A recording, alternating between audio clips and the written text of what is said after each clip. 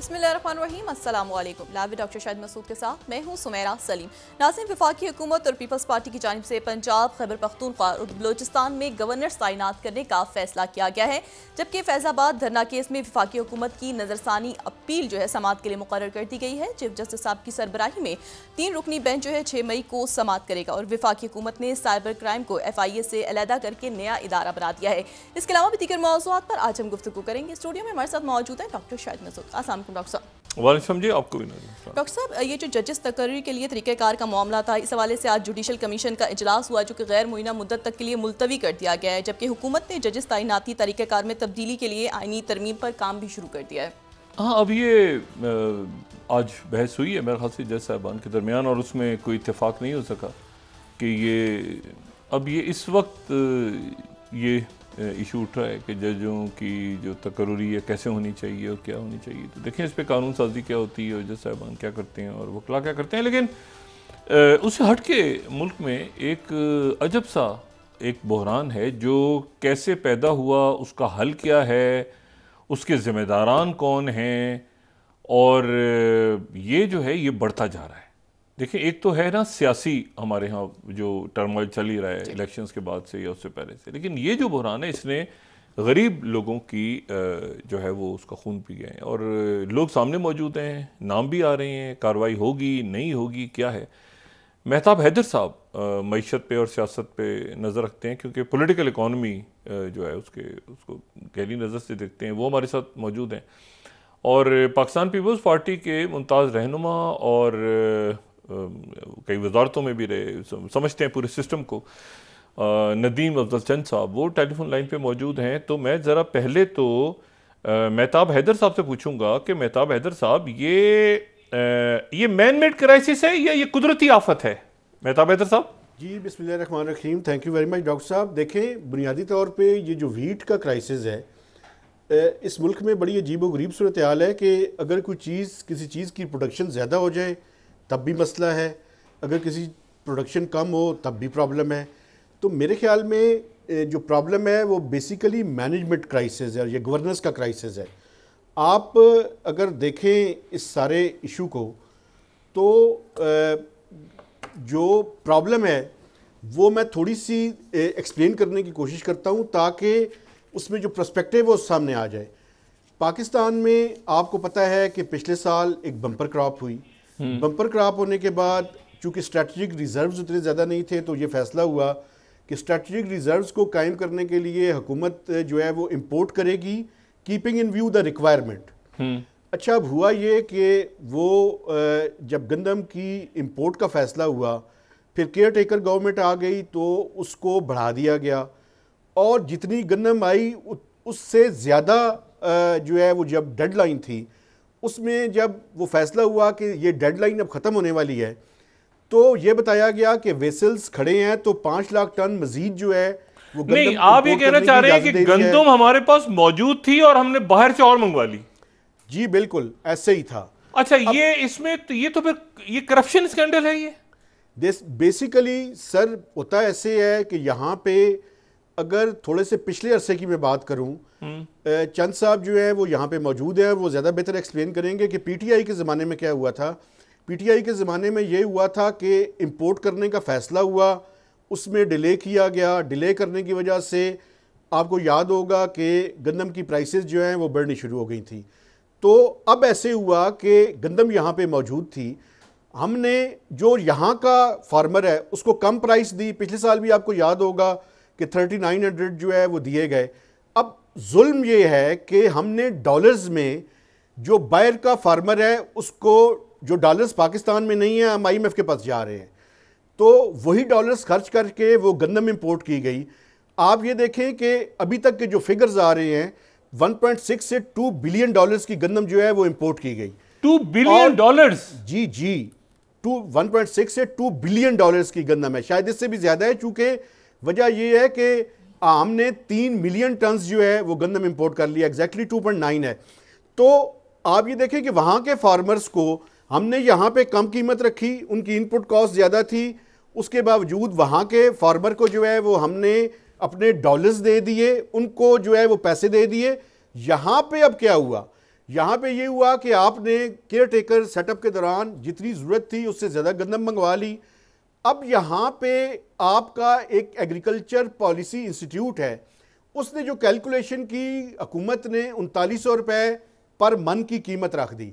आप ये देखें कि जो इनपुट कॉस्ट है उसमें फर्टिलाइज़र की कीमत भी बढ़ गई, उसकी पेस्टिसाइड्स की कीमत भी बढ़ गई, डीजल की कीमत भी बढ़ी थी। तो 3900 रुपए में तो किसी तौर पे उसको वारा नहीं था। नहीं, अब जो प्रॉब्लम है, मैं उसी बात पे आ रहा हूं। मेरी बात सुन साहब, ये करप्शन स्कैंडल है ना, 100% करप्शन स्कैंडल है। चूंकि उसकी वजह ये है कि आपने जरूरत से ज्यादा मंगवा ली। अब क्या प्रॉब्लम है, हमारे पास गंदम ज्यादा मिकदार में जो स्टोरेज कैपेसिटी है वो पड़ी हुई है। अब जो फार्मर है उसकी गंदम खरीदने वाला कोई भी नहीं है। और दूसरी तरफ आपने क्या किया, आपने रोटी के ऊपर पॉलिटिक्स की। आपने 20 रुपए जो है के बजाय 16 रुपए रोटी अनाउंस कर दी पंजाब के अंदर। तो ये एक सारा मेस क्रिएट हो चुका है और इसका इसके ऊपर इसके जिम्मेदार देखिए, एक दो तीन बातें हो रही हैं। एक तो यह है कि शायद शहबाज शरीफ साहब की जो पहली हुकूमत थी उन्होंने वो समरी शायद रद्द कर दी थी, फिर वो केयर टेकर दौर में आ गई, फिर केयर टेकर दौर में अप्रूव हो गई। इस दौर में फिर वो कल कोई इंक्वायरी कमेटी बनी थी, उसको भी मुस्तरद कर दिया शहबाज। तो ये क्या है, मतलब ये कोई बहुत पावरफुल माफिया है? कौन लोग हैं ये? देखें, एक तो ये डिटरमिन करने की जरूरत है, एक तो इंक्वायरी कमेटी जो बनी है उसमें फिक्स करने की जरूरत है रिस्पॉन्सिबिलिटी, बजाय इसके कि हम बीटिंग अबाउट द बुश करके और किसी के ऊपर रिस्पॉन्सिबिलिटी फिक्स ना करें और आगे चल पड़े। दूसरा, इसमें जो फ्लोर मिल्स हैं उनका भी रोल और जो इसके अंदर है वो डिटरमिन करने की जरूरत है। और इसके अलावा जो उनके पॉलिटिकल कनेक्शंस हैं वो भी सामने लाने की जरूरत है, ताकि पूरी कहानी जो है वो समझ आ जाए। इसमें आखिरी और क्रक्स ये है कि ये सारा कुछ तो डिटरमिन होता रहेगा, पंजाब का काश्तकार तो कम से कम और बाकी काश्तकार तो रुल गया है। ये महमूद साहब कौन है? महमूद साहब का नाम आ रहा है, महमूद साहब उस टाइम जो है वो वहां पे सेक्रेटरी थे, जिनको अभी जो है वो एडिशनल चार्ज दिया गया है मिनिस्ट्री ऑफ आईटी के अंदर। तो बुनियादी तौर पे ये वही सारे नेक्सेस हैं जिसमें ब्यूरोक्रेट्स की भी रिस्पॉन्सिबिलिटी है, लेकिन उसके अलावा भी लोग हैं जिनकी रिस्पॉन्सिबिलिटी जो है वो फिक्स करने की जरूरत है ताकि पूरी बात सामने आए। $2 बिलियन चंद साहब, नदीम चंद साहब, 1.6 से $2 बिलियन हमने खर्च करके बाहर से गंदम मंगवा ली और यहां का किसान रुल रहा है। क्या कहेंगे आप चंद साहब? डॉक्टर साहब, सबसे पहले तो ये एक बहुत बड़ा स्कैंडल है। जितना इसका $2 बिलियन मैं ये जो पहला टीका लगाया गया है जो 1000 रुपए मन के हिसाब से अगर जिसने इंपोर्ट की है ना, उसको ने 35 लाख टन इंपोर्ट की है, तो 35 लाख टन को अगर 1000 रुपए मन के हिसाब से आप मल्टीप्लाई करें तो वो 980 अरब बनते हैं। 980 अरब रुपया प्राइवेट माफिया को फायदा दिया गया। तो क्या वो किसान को भी 980 रुपया, किसान को या आम रोटी वाले आम मजदूर गरीब आदमी को भी फायदा होगा?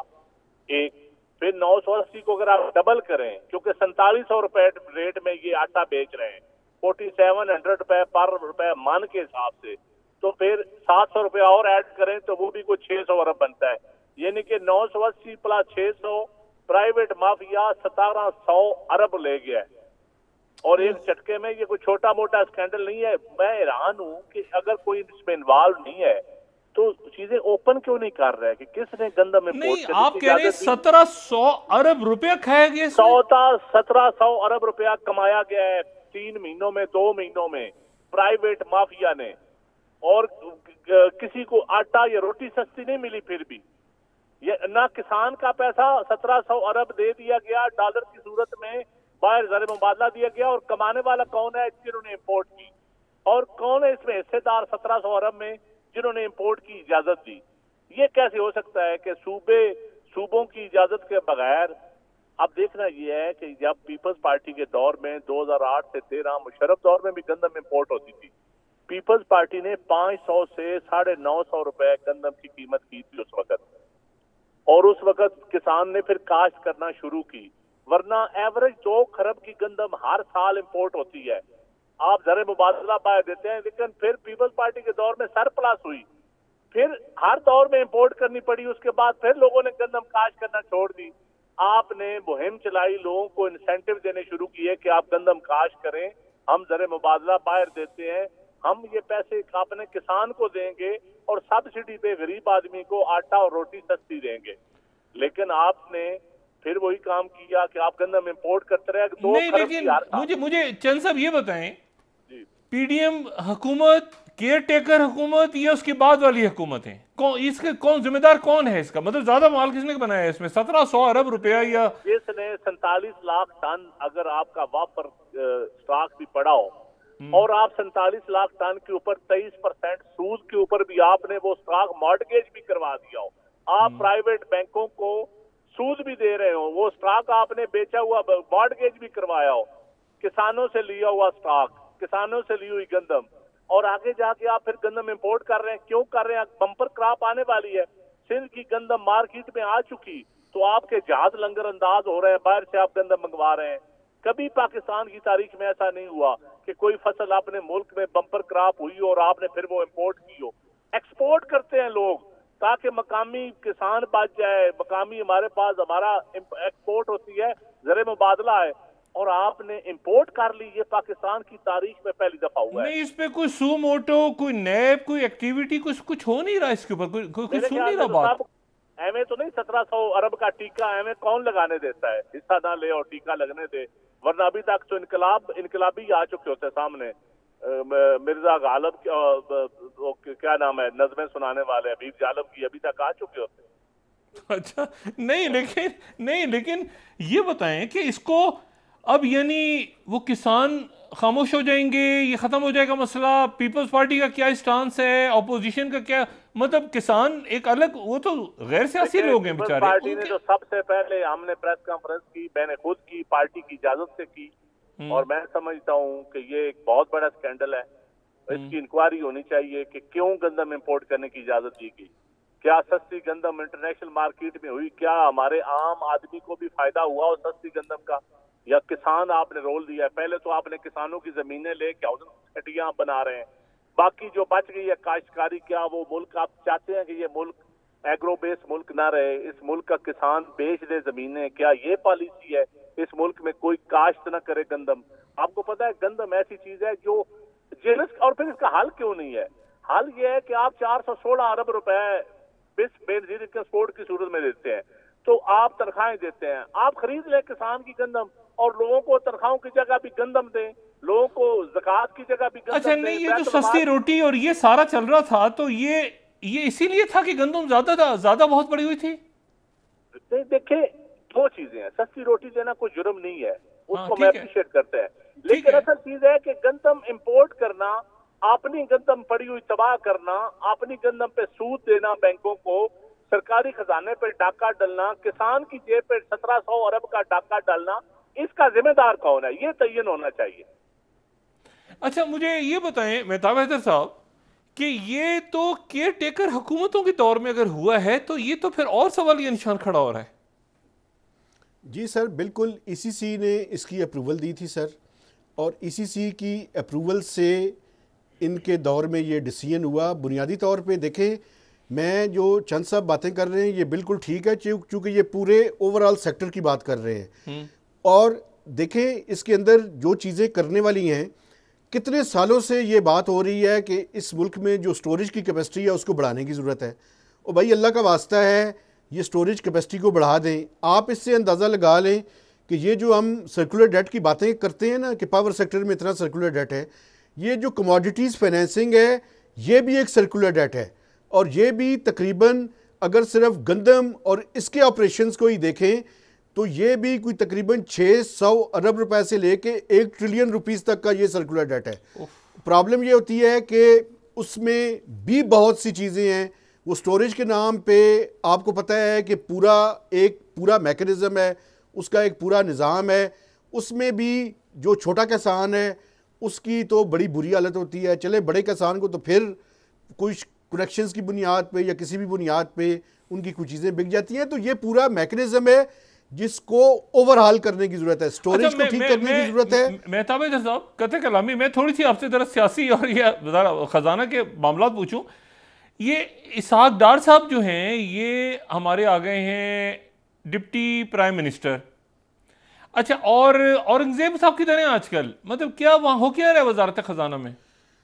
औरंगज़ेब साहब की एक ही रिस्पॉन्सिबिलिटी है जी, और वो आजकल स्वाय IMF की चीज़ों को डील करने के और कुछ नहीं कर रहे। अभी आज लास्ट जो उनकी नॉन एक्टिविटी थी वो ये थी कि वो वाशिंगटन में थे, और वाशिंगटन में जो IMF और वर्ल्ड बैंक की एनुअल मीटिंग थी वो उन्होंने अटेंड की, वो उससे वापस आए हैं। IMF की एक किस्त जो है वो $1.1 बिलियन की, आपको पता है कि लास्ट 29 को जो है वो उनके बोर्ड ने अप्रूवल दे दी, वो पाकिस्तान को मिल गई है। अभी मिड मई में IMF की टीम आने वाली है और एक नए प्रोग्राम के बारे में हमारी डिस्कशन जो है वो उनके साथ होगी। आदाब पूरे हो गए, कामयाब हो रहे हम, सारा जो सब कुछ था वो ठीक हो गया खैरियत से? अभी तक का जो प्रोग्राम था वो तो आपको पता है कि वो सक्सेसफुली हमने कंप्लीट कर लिया है और उसकी किस्त भी मिल गई है। असल चैलेंज ये है कि अगला प्रोग्राम करना है IMF का, जो कि 3 से 4 साल का होगा, और उसमें बड़ी कड़ी शराइत होंगी और वही फैसला करेंगी कि इस हुकूमत ने चलना है या आगे क्या होना है। और पॉलिटिकल चीज़ें जो हैं वो आपको अनफोल्ड होती हुई जो है वो नज़र आएंगी। ये 3 से 4 साल का प्रोग्राम होगा, इसमें बड़े ज़्यादा हैं कि IMF हैवी टैक्सेशन की तरफ जाएगा, मेजर टैक्सेशन की रिफॉर्म्स की बात करेगा, पेंशन को टैक्स नेट में लाने की, और नस्ल दर नस्ल जो 2-3 नस्लों तक पेंशन का निज़ाम चलता है उसको ठीक करने की बात करेगा, और ये बड़े सख्त फैसले होंगे। नहीं, एक तरफ सख्त फैसले होंगे और एक तरफ ये 1700 अरब रुपया खाएंगे लोग, जेब में डालेंगे अपनी, और एक तरफ वो गरीब आवाम के ऊपर टैक्स डालेंगे। ये कहना चाह रहे हैं आप? जी बिल्कुल होगा ये मैं आपको बता रहा हूँ कि जो अगले साल का जो टारगेट होगा वो पाकिस्तान की, वैसे ही हर साल हम बड़ा ही टारगेट रखते हैं, लेकिन वो वाकई में एक बहुत बड़ा टारगेट जो है वो FBR को दिया जाएगा। और टैक्सेशन में आप देखेंगे कि हैवी किस्म की टैक्सेशन होगी, क्योंकि आप ये देखें कि अभी जो रिसेंटली FBR में अखाड़ पछाड़ हुई है, तो अप्रैल में कोई 53 बिलियन का शॉर्टफॉल आया है FBR के टारगेट में, और मई और जून में भी यही एक्सपेक्टेड है कि FBR जो इस साल का टारगेट है वो अचीव नहीं हो सकेगा। दूसरी तरफ ये जो लल्ले तलल्ले हैं और ये जो करप्शन की कहानियाँ हैं, ये तो इस मुल्क में जो पावरफुल लोग हैं, जो इन्फ्लुएंशियल लोग हैं, जो वेल कनेक्टेड हैं, जो फ्लोर मिल्स के मालकान हैं, जो बड़े पावरफुल हैं और वेल कनेक्टेड भी हैं, उन सब के बारे में तहकीकात होनी चाहिए, और सिर्फ तहकीकात नहीं होनी चाहिए, उनके नाम भी सामने आने चाहिए। ये चंद साहब, बड़ा सख्त बजट आ रहा है और ये टैक्सेशन लगनी है, और जाहिर है कि जो FBR के जो दुनिया में होते हैं कवानीन वगैरह, टैक्सेशन वगैरह, वो तो ठीक है, मगर ये करप्शन साथ हो रही है। 1700 अरब रुपए आप कह रहे हैं, और एक तरफ वो लोगों की सिमें बंद कर दो और ये कर दो, ये क्या है? कैसे देख रहे हैं आप, ये क्या हो रहा है? देखें जी, मेरे ख्याल में तो सच्ची बात यह है कि अल्लाह करे ये किसी को समझ नहीं है। जब वो कहते हैं ना, पार्टनर्स इन क्राइम पार्टनर हम नहीं होंगे तो फिर ये मुल्क ठीक हो जाएगा। अगर डिसीजन मेकर जो है वो सारे ही उसमें क्राइम पार्टनर होंगे तो फिर यही हाल होगा जो हो रहा है। और इस वक्त ये बहुत बड़ा एक चीज सामने आई है, इसी के ऊपर मैं समझता हूँ कि अगर हम पकड़ लें तो ये आइंदा फूड सिक्योरिटी के हिसाब से, तो पाकिस्तान को फूड सिक्योरिटी का बहुत बड़ा क्राइसिस है, और ये क्राइसिस फिर आगे मजीद बढ़ेगा। नहीं, मैं तभी तो हैरान हूँ कि हम फूड सिक्योरिटी और ये सारी बातें कर रहे थे और दरमियान में ये स्कैंडल इतना बड़ा आ गया, तो ये तो हम बड़े दिनों से बातें कर रहे थे इसकी। जस्टिफाई करें ना इसके ऊपर। आप, मैं समझता हूँ कि गवर्नमेंट ने को कमीशन बनाया है इसके ऊपर, तो फौरन 2-4 दिनों में फैसला होना चाहिए। किसान तो बेचारा रुल गया, लेकिन कम से कम अब कोई सजा जजात हो जाए किसी को, और पता तो चले कि क्या हुकूमत की, रियासत की अपनी पॉलिसी थी कि किसान को लिफ्ट ना, किसान को रोलना, या माफिया की, ये माफिया पैसा कमाने के चक्करों में सबको सैबोटाज कर गया। ये तो पता चलना चाहिए। और ये क्या लग रहा है आपको मेहताब हैदर साहब, ये मामला दब गया, खत्म हो गया, या ये कुछ आगे चलेगा? ये 1700 अरब, और मैं हैरान हूँ, ये 1.6 to 2 बिलियन डॉलर्स हमने बाहर भेज दिए इन हालात में। एलसीज नहीं खुल रही लोगों की। सर देखिए, मैं आपको एक बात बताऊं, इस क्राइसिस के नतीजे में जो मुझे खतरा है वो ये है कि इस दफ़ा जो आप किसानों के साथ कर रहे हैं, उसके नतीजे में मैं बड़ी आसानी के साथ ये प्रेडिक्ट कर सकता हूँ कि आइंदा 3 से 4 साल के दौरान जो आपका यहाँ पे बम्पर क्रॉप होती थी, वो किसान कोई ऑल्टरनेट के बारे में सोचेगा, और वो गंदम की जो हर साल हम अपनी उससे पूरी कर लेते हैं, कहीं ऐसा ना हो कि आइंदा कई सालों तक हमें मजीद इंपोर्ट करनी पड़े। हाउसिंग सोसाइटी बना लेनी चाहिए किसानों को, मेरा ख्याल है। जी बिल्कुल। तो इस वजह से ये बड़ा ज़रूरी है कि ये टाइमली इंटरवेंशन जो है वो हुकूमत करे। स्टोरेजेस अगर आपके पास नहीं है तो हुकूमत इसका कोई बंदोबस्त करे, ताकि कम से कम आप ये देखें इस टाइम मार्केट के अंदर जाएं तो 3900 रुपए पे भी कोई नहीं खरीद रहा वो गंदम। तो अच्छा, उनकी जो कॉस्ट है, मुझे तो ये भी अब अजीब सी बात है कि ये ministry of food and agriculture किस तरह की समरी जो है वो लाती है कि जिसमें आप उनकी इनपुट कॉस्ट के बराबर भी जो है वो सपोर्ट प्राइस या मिनिमम प्राइस नहीं रखते। तो ये प्रॉब्लम सिर्फ एक तरफ नहीं है, मल्टीपल प्रॉब्लम्स हैं और ये एक मेस जो है वो क्रिएट कर दिया गया है। इसमें सिर्फ ये प्राइवेट सेक्टर ही नहीं है, पब्लिक सेक्टर और जो मिनिस्ट्रीज के लोग हैं ये भी उसके अंदर पूरी तरह से इन्वॉल्व है। ये कैसे है कि आपने 3900 रुपये फिर जो है वो समरी के अंदर लिख दिया और एग्रीकल्चर पॉलिसी इंस्टीट्यूट जो है वो 3900 रुपए की कैलकुलेशन उम्मीद है कि कुछ होगा इसके ऊपर, कोई इसको जस्टिफाई कर सकते कुछ हैं? होगा। ये तो बहुत बड़ा डाका पड़ा है इस वक्त। उम्मीद है कुछ होगा या ये खत्म हो जाएगा मामला इसी तरह जैसे हमेशा होता रहा है?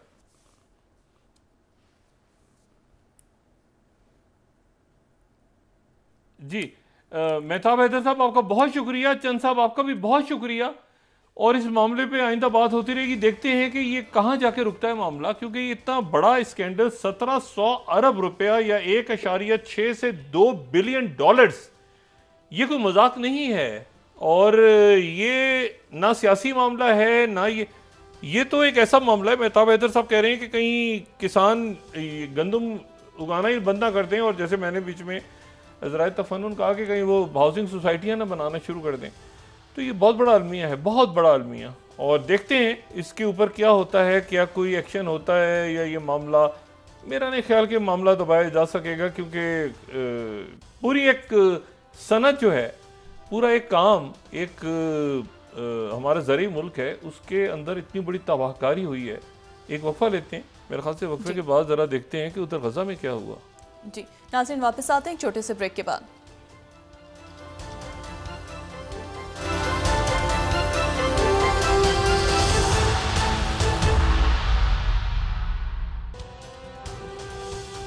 वेलकम बैक नाज़रीन। डॉक्टर साहब, आज जो है गवर्नर्स की तैनाती का जो फैसला किया गया है, इसके बाद सियासी इस्तेहकाम आ जाएगा?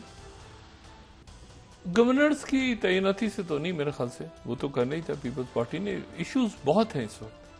ये जो करप्शन स्कैंडल आया है ना, केयर टेकर, ये शहबाज शरीफ साहब पहले वजाहत करेंगे कि उनके आखिरी दौर में जो PDM 1 थी, क्या उस वक्त उनको एहसास हो गया था गंदम की कमी का? फिर उन्होंने एक समरी मंगवाई जो अप्रूव नहीं हुई, फिर केयर टेकर दौर में हो गई, फिर मौजूदा दौर में।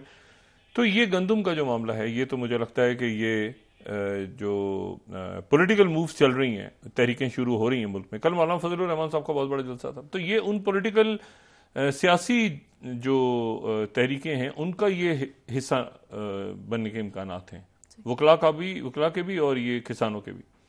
इसलिए हुकूमत को इसके ऊपर फौरी अर्जेंट एक्शन लेना चाहिए और ये देखना चाहिए कि ये बहुत बड़ी फिगर है। 1.622 बिलियन डॉलर जो मेहताब हैदर साहब ने बताई है, 1700 अरब रुपया जो कि बताया चंद साहब ने कि जेबों में गया 1700 अरब रुपया। तो ये कैसे चला गया, कहाँ गया, कैसे हुआ, इसके ऊपर खामोशी। तो और वो इंक्वायरी कमेटी बनी, वही टूट गई, जो बंदा मुलविस नहीं था उसको हटा दिया गया। तो ये सारा आने वाले दिनों के अंदर मेरे ख्याल से मामला जो हैं ये एक मजीद तलखी की तरफ जाएंगे मामला। अच्छा, उधर वहाँ पर जो गजा में सूरत हाल है वो इस वक्त बड़ी अजब है। वो ये है कि सीज फायर तो या जारियत का खात्मा तो नहीं हो सका, ब्लिंकन वापस चले गए और यहाँ पर जो है एक पुरस्कार सी खामोशी है। हमास वालों ने अभी तक जवाब नहीं दिया। हमास वालों ने ये जवाब नहीं दिया कि जो मुसव्वदा उनके सामने पेश किया गया है वो मुसव्वदा उनको कबूल है या नहीं है। उन्होंने मजीद वक्त मांगा है। इस दौरान वो रफा के ऊपर ऑपरेशन रुक गया है, क्योंकि रफा के ऊपर ऑपरेशन वो नहीं कर रहा इसराइल, क्योंकि वो इंतजार कर रहा है कि क्या वहाँ से जवाब आएगा। उसके अंदर वही बातें हैं सारी, रोड मैप के अलावा एक बात उसमें और मजीद शामिल हो गई है, वही कि इसराइल अपनी फौज निकाल लेगा बाहर। इसराइल अपनी फौज बाहर निकाल लेगा। इस अरसे में आहिस्ता आहिस्ता इसराइल अपनी फौजें भी निकालना शुरू करेगा। ये एक और पॉइंट ऐड करवा लिया हमास ने।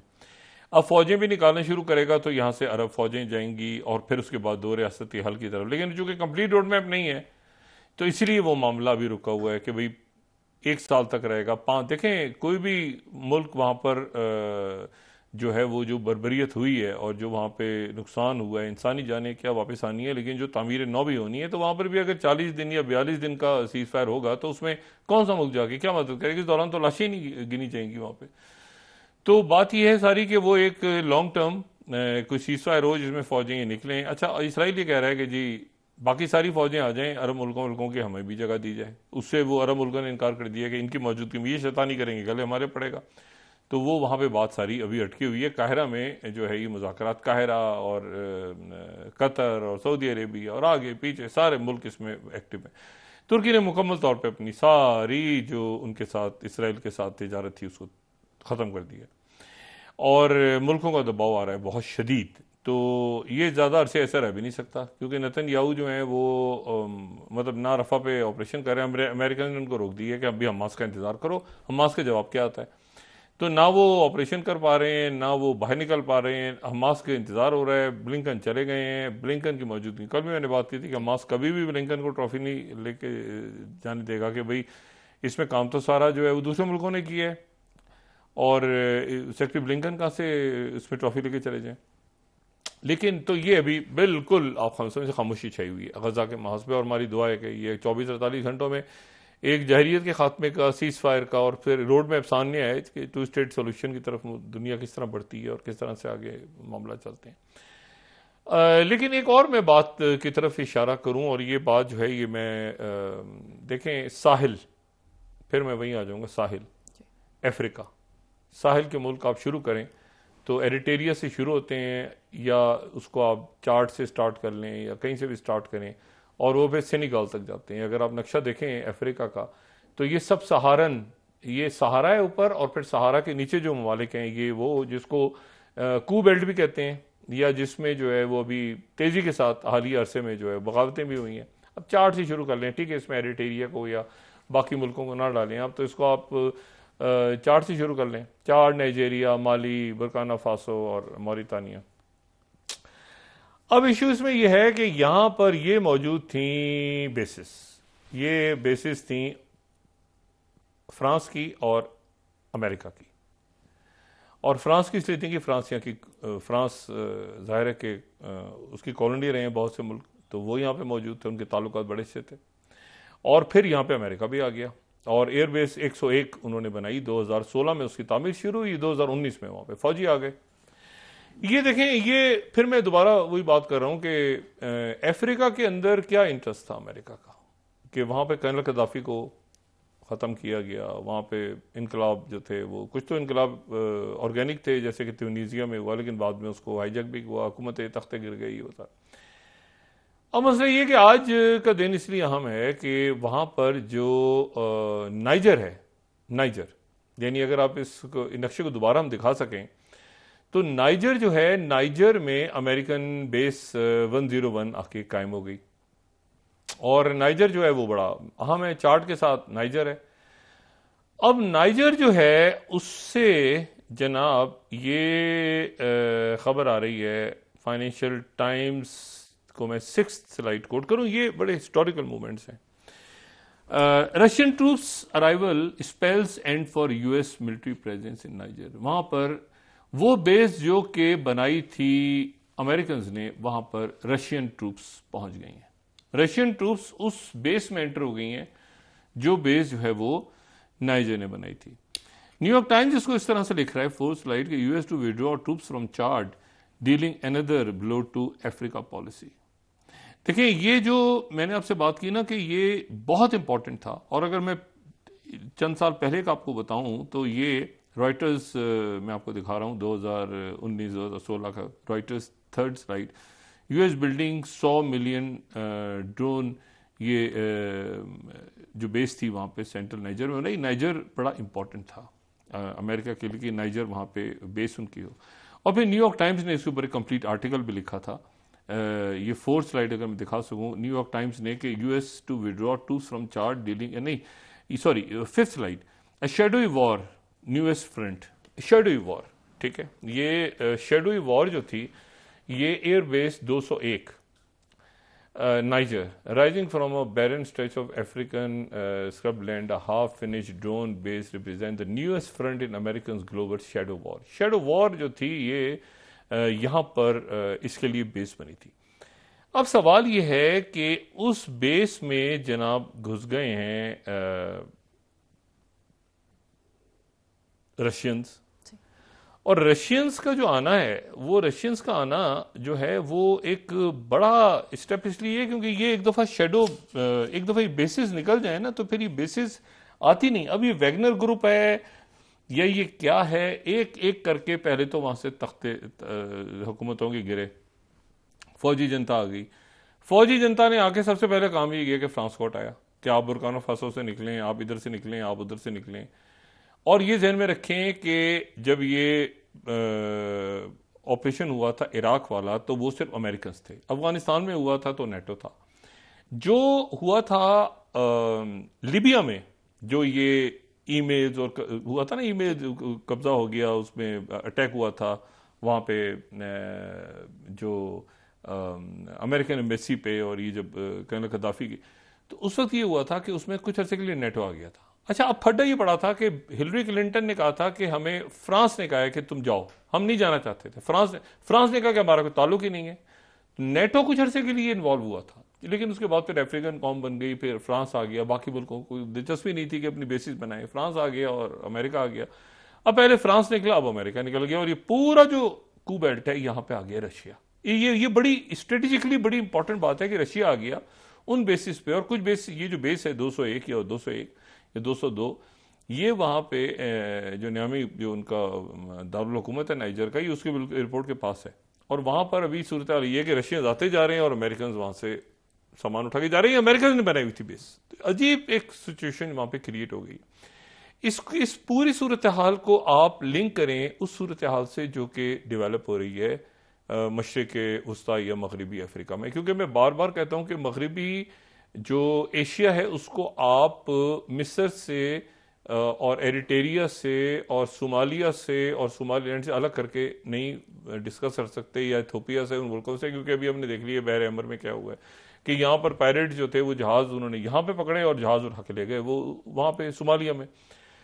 तो ये एक बड़ा, या हुती जो है, या जो सूडान में लड़ाई हो रही है, तो सूडान में जो खाना जंगी हो रही है उसकी बुनियादी वजह तो यमन है ना. यमन की जो खाना जंगी थी, वो खाना जंगी में एक जो है वो एक साइड एक ने ले ली, तख्ता उलट गया उमर बशीर का. वरना तो यमन में अगर वो जरा न्यूट्रल रखते अपने आप को, मतलब उनके ऊपर जो अरब ममालिक ने हाथ रखा हुआ था वो थोड़ा सा ईरान की तरफ खिसके वो जनाब उनका तख्ता धरम तख्ता हो गया. फिर दो जनरल्स आए, वो आपस में लड़ पड़े. अब इशू ये है कि ये बराह रास्त जो सूडान के और चार्ट के और नाइजर के मामलात हैं ये, अच्छा अब वहां पर दोस्ती हो गई है अरब ममालिक की और ईरान की, तो वो सूडान में किसी को दिलचस्पी नहीं है कि वो सूडान में आमने सामने आए. लेकिन वहां लड़ाई जा रही है क्योंकि एक जगह खाना जंगी होगी, डिस्टेबलाइज हो गया मुल्क. लेकिन ये जो रशियंस का आना है ना वैगनर ग्रुप का, ये बहुत इंपॉर्टेंट है, स्ट्रेटेजिकली इंपॉर्टेंट है. क्योंकि एक तरह से आप ये देखें कि पूरा जो अफ्रीका है वहां बेसिस खत्म हो रही हैं, और यही सूरत हाल है लातीनी अमेरिका. कोलंबिया जो है, मैंने कल भी बात की थी, कोलंबिया जो है उसने इसराइल के साथ ताल्लुकात खत्म कर लिए हैं. कोलंबिया जो है वो दूसरा बड़ा मुल्क है लातीनी अमेरिका का. ये जो मामलात हैं इसको हर सूरत, और ये देखें अब तो क्लैशेज हो गए, अब तो कोई 2000 के करीब वहां पे स्टूडेंट्स को गिरफ्तार कर लिया गया अमेरिका में, जो कैंपसेस में फैल रहा है, कनाडा में शुरू हो गया, यूरोप में शुरू हो गया. और मेरी समझ से बाहर है कि इसको बिला जरूरत अमेरिका क्यों खींच रहा है, ये सीज फायर का ऐलान क्यों नहीं करते कि आप जंगबंदी करें और उसके बाद सारे मामलात होते रहेंगे. आप पहले जंगबंदी करें, आप जाहिरियत बंद करें, कत्लेआम बंद करें, और से 24-48 घंटे आप जरा कत्लेआम बंद करके देखें और उसके बाद देखें कि वहां से क्या रिस्पॉन्स आता है. अब कत्लेआम भी हो रहा है, गोलियां भी चल रही हैं, बमबारी भी हो रही है, साथ साथ वो शहीद भी हो रहे हैं फलस्तीनी. और लेकिन मेरा अपना ख्याल ये है कि किसी न किसी नतीजे पे शायद आज रात या कल तक ये पहुंच जाए और काहिरा दोबारा पहुंचाए हमास का डेलीगेशन, एक और डेलीगेशन जो चला गया था दरमियान में वो फिर वापस पहुंचाए. मैं उम्मीद इस बात की करता हूँ, दुआ भी करता हूँ कि सीज फायर हो कम से कम, यानी जारियत रुके. फिर उसके बाद ये देखा जाएगा कि एक कैदी छोड़ते हैं कि 10 उसके बदले यरगमाली रिहा होते हैं या 15 रिहा होते हैं. ये सारी बात की बातें हैं. पहले तो ये कि वहां इमदाद पहुंची, पहले तो ये कि कत्लेआम खत्म हो, और फिर मुज़ाकरात होते रहेंगे बैठ के. ना याहिया अनवर कहीं जा रहे हैं, ना इस्माइल हानिया कहीं जा रहे हैं, ना नेतन्याहू इसराइली जा रहे हैं, ना ब्लिंकन और जो है जैक सलिवन या बाइडेन जा रहे हैं, सारे इधर ही मौजूद हैं। तो एक दफ़ा ये गरीबों को जो बेगुनाहों को मारना तो कत्ल तो बंद करें, तो उसके बाद फिर मुज़ाकरात की मेज़ पे बैठ जाएंगे और डिस्कस कर लेंगे कि भाई क्या करना है क्या नहीं करना। तो मेरा ख्याल, मैं उम्मीद करता हूँ कि आज जो गया है दोबारा, अभी थोड़ी देर पहले डेलीगेशन पहुंचा है काहिरा, तो वो किसी अच्छी खबर के साथ सामने आएगा, क्योंकि ये बिल्कुल स्टेल पे खड़ा हो गया मामला। अब ना रफा में ऑपरेशन हो रहा है, ना जो है वो फौज बाहर जा रही है, ना सीज फायर हो रहा है, ना वो जो है मतलब एक रुकी हुई है चीज़ें। हिजबुल्लाह और इसराइल के दरमियान भी थोड़ा सा मामला ठंडा हो गया है और सब इंतज़ार कर रहे हैं कि कोई अच्छी खैर की खबर है, और खैर की खबर नहीं आएगी तो वो बाद में फिर कह चुका हूँ कि वो सबके हाथ से मामला निकल जाएगा और बात बहुत बिगड़ जाएगी। तो मैं उम्मीद करता हूँ कि इस पर हमास भी कोई लचक दिखाएगी, कोई नेतन्याहू भी कुछ पीछे हटेगा, अमेरिकन भी दरमियान में, कतर और सऊदी अरेबिया और ये मुल्क तो बहुत जितना इन्होंने करना था कर लिया। ये तो इंतज़ार कर रहे हैं कि जंगबंदी ख़त्म हो तो अरसर 9 बजे की तामीर शुरू करें और वहाँ पे जो है इंसानी इमदाद पहुँचाएँ। और अमेरिका ने वहाँ पे अपना जो साइप्रस से वो जो तामीर करना था उन्होंने रास्ता, वो भी तामीर कर लिया उनकी फ़ौज ने कि वहाँ से एड आया करेगी। तो बाकी सारे मामला हो गए, वो देखते हैं कि क्या होता है। अगले 24-48 घंटों में क्लियर हो जाएगा, क्योंकि अब इससे ज़्यादा ये तूल पकड़ नहीं सकता, जो भी कुछ होना है अब होगा। जी बहुत शुक्रिया डॉक्टर। नाज़रीन, के साथ ही आज का प्रोग्राम अपने इख्तिताम को पहुंचा। मुझे सुमेरा सलीम को इजाज़त दीजिए। अल्लाह निगहबान। जी डॉक्टर साहब, अपने दोस्तों रिश्तेदारों गिरदोनवा के लोगों का सब ख्याल रखिएगा। अल्लाह हाफ़िज़।